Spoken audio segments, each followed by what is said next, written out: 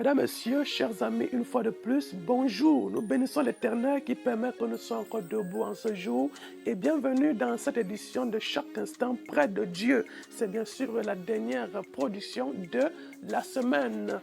Et ce matin, dans Chaque Instant près de Dieu de ce jour, nous nous basons sur le livre de Psaume 128 du verset 1 au verset 2. Nous lisons la version Louis II dans le puissant nom de Jésus-Christ. Heureux tout homme qui craint l'Éternel, qui marche dans ses voies. Tu jouis alors du travail de tes mains. Tu es heureux, tu prospères.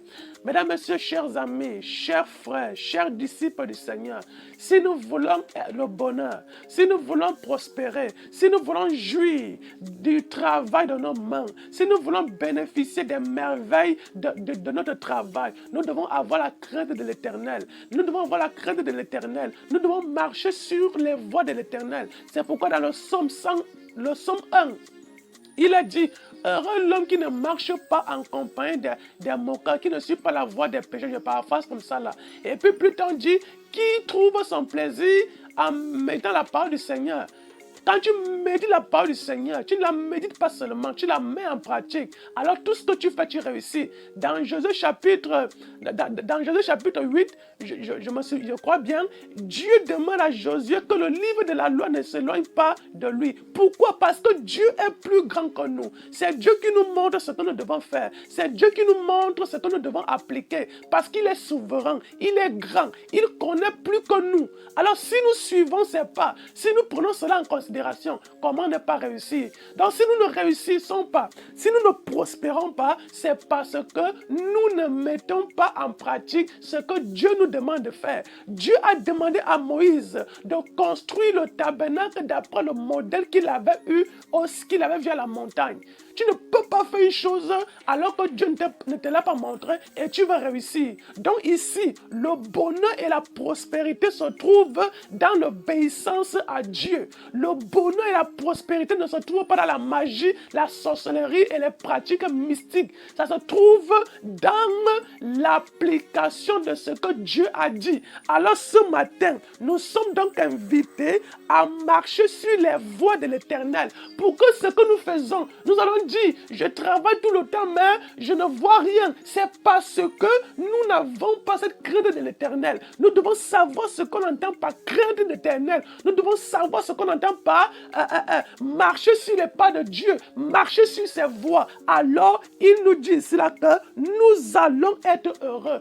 Nous cherchons le bonheur partout. Nous cherchons la prospérité.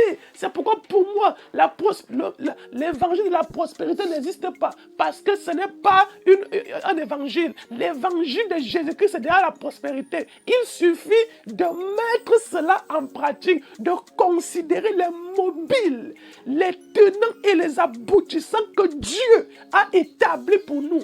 C'est parce que nous sommes éloignés de cela que nous souffrons et que nous passons des moments précaires et difficiles. Alors je déclare ce matin que nous devons désormais mettre la parole de Dieu, les commandements de Jésus-Christ en pratique. C'est pourquoi Jean a dit à Gaius, je souhaite que tu prospères à tous égards comme prospère l'état de ton âme. Lorsque ton âme est régénérée, ta mentalité est transformée par le renouvellement de l'intelligence.